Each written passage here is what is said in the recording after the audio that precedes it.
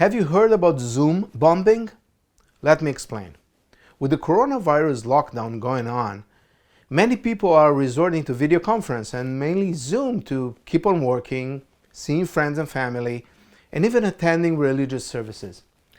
And with so many people using Zoom, hackers and trolls saw a great opportunity to disrupt life with hateful and disrespectful content. To give you an example, last Friday my wife and I were taking part in a Shabbat Zoom service from our synagogue. About 27 minutes into the service, everyone was singing and enjoying a great community moment when suddenly a Nazi swastika was drawn over the prayer that was being screen shared by the rabbi. In a matter of seconds, tens of uninvited participants crashed into the Zoom meeting, some of them making obscene gestures, showing pictures of Hitler, Ku Klux Klan, shouting anti-Semitic slurs. It was clear that we have been hacked and trolled by anti-Semitic thugs. Needless to say, the Shabbat celebration was utterly spoiled. Zoom bombing like this has been happening frequently lately. And not only by ignorant racists like the ones that attacked us, it has been used even as corporate espionage, blackmail, and more. So the question many people started to ask is Zoom safe to use? The answer is yes, it is safe to use, but it depends how you use it. The majority of Zoom bombing attacks appear not to be due to flaws in Zoom's code, but rather users' overall lack of cybersecurity and mainly imperfect use of Zoom's privacy settings. These Zoom bombing attacks can be prevented, and I'll show you how. First and foremost, the obvious. When you schedule a Zoom meeting, do not share the link publicly, like in a Facebook page, for example. Send it to all the participants using personal emails, text messages, WhatsApp, etc., just not in public. Well, that's the basic, but there's a lot you can do in terms of setting the privacy settings in Zoom in a way that will shut the door to hackers. You should know that from April 5th, Zoom has changed many of the default settings to be more secure, but let's go over all of them anyway. Okay, first log into your Zoom account at zoom.us. Click on Settings.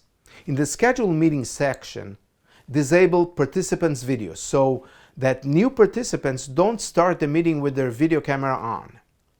They will be still able to turn it on after they join, but this will at least prevent some bad surprises.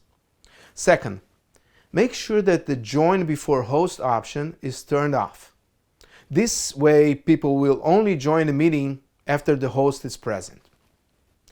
Third, turn off Use Personal Meeting ID when scheduling a meeting.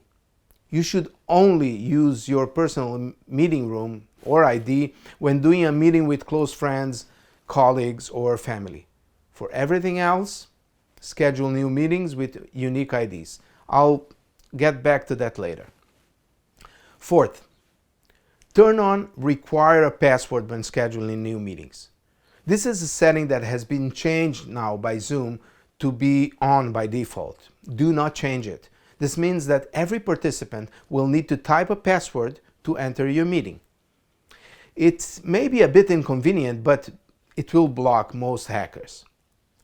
You should require a password for your personal meeting room, just to be on the safe side. Next, still in Settings, jump to Meetings Basic. Scroll down to Screen Sharing and set it on Host Only. This way you can control who shares their screen and when.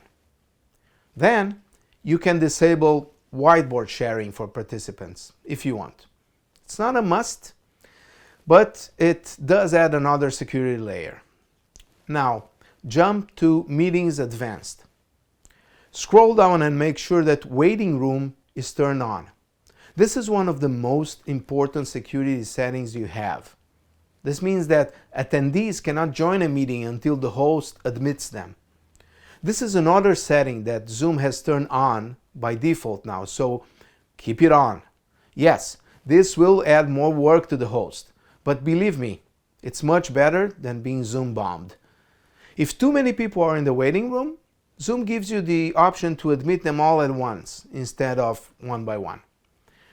You can also have someone help you admit people while you're managing your Zoom meeting. Think about that. Last but not least, as I mentioned before, do not use your personal meeting room unless for instant meetings or for small meetings with close friends and family. If you want to schedule a meeting, go to Meetings and click on Schedule a new meeting. Make sure that the meeting ID is set to generate automatically, not to personal meeting ID. This way, every new meeting will have a new and random meeting ID. The system will also create a random password for you to use. Since you have already changed your settings, the participant's video will already be set to off when joining, and the waiting room will be enabled already. That's it. There are more specific settings that you can change if you want to be even more secure, like turning chat or annotations off. If you want to learn more, I've added a link to a detailed document by Zoom about that subject in the description or comments of this video. If you have any questions, you can write me a comment. I'll be more than happy to answer. Stay safe and healthy, my friends.